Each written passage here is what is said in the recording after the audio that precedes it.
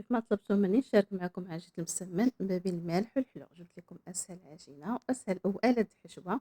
واحد الكريمه غادي نشاركها معكم بالتفاح اللي ساهله بسيطه بدون تعقيدات.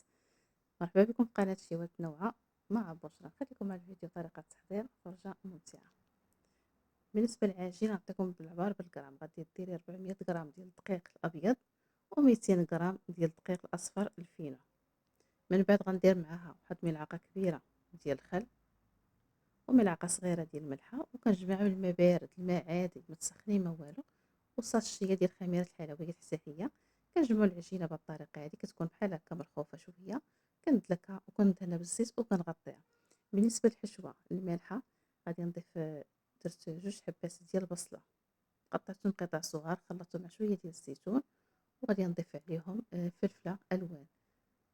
اي نوع ديال الفلفله عندكم استعملوا، ديروا 4 حبات كبار ديال الفلفله، لان هاد العجينه ديال المسمن خاصها تبغي الحشوه تكون عامر حشوه. صافي. بالنسبه للتوابل غادي نستعمل الملحه، ابزار، تحميره، فقط. هادو هما التوابل اللي استعملت في هاد الحشوه.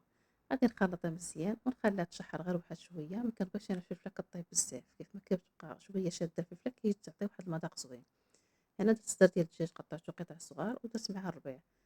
تقريبا درت شي 300 غرام بحال هكا ديال الصدر. كتبقى ديك الساعه على حساب اللحم شنو بغيتو ديرو. من بعد ما طاب الدجاج ضفت عليه الزيتون دوائر، خلطته غير واحد شويه تشحر واحد شويه وصافي خليته على جنب يبرد. بالنسبه للكريمه غادي نشاركها معكم بالتفاح، راه كتجي واعره وساهله. هنا درت 4 تفاحات، حيدت ليهم القشره، قطعتهم قطع صغار، درت معاهم ملعقه كبيره ديال الزبده وبقيت كنقلب فيهم نشحرهم حتى كيبان ليا داك التفاح دبل واحد شويه. هنا في كاسرول غنستعمل نصف لتر ديال الحليب، بيضه كامله، وجوج معالق كبار ديال النشا. غادي نخلطهم مزيان. بالنسبه كنديروا حنا الكريمه كنحطوها ديروها في كاسرول، كنحطوها فوق البوطه، ما تحطيهاش اختي فوق البوطه، خليها بحال هكا بارده، خلطيها وخليها على جنب. بالنسبه للتفاح من بعد ما دبل وطاب غادي نضيف 2 معالق كبار ديال العسل، ومن بعد غنستعمل كيس ديال الفاني وغادي نخلط مزيان حتى كيولي داك الغليان ديال العسل.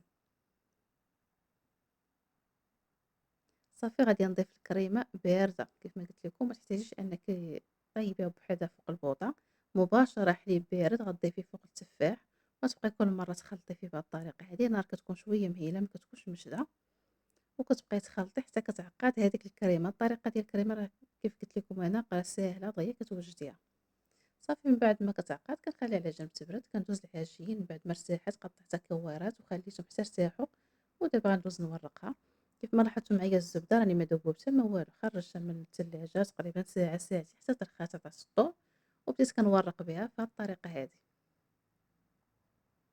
غادي نجمعهم عادي بحال شكل المسيمنيه، ضروري العجينه نورقوها شويه. غادي نحطها على جنب نخليها ترتاح واحد شويه، او تبداي بديك الاولى اللي بديتي. صافي. هنايا غادي نورقها بهذه الطريقه. دابا غادي ندير معكم الحشوه المالحه. كيف ما قلت لكم ضروري تعمروها بالحشوه باش كتجي واعره في المذاق وكتجي لذيذه وكتجي دوك المسيمنيات عامرين. صافي. هنايا كنحاول انني ندير من الوسط وكنجمعهم بهذه الطريقه هذه. بغيتو تخليهم بحال هكا خلوهم باش يجوكم مرقين. انا كيعجبوني نقرصهم ويجوا شويه رقاق. صافي. من بعد ما كملتهم خليتهم على جنب في لاطا. ندوز دابا هي نوجد الكريمه اللي درت بالتفاح.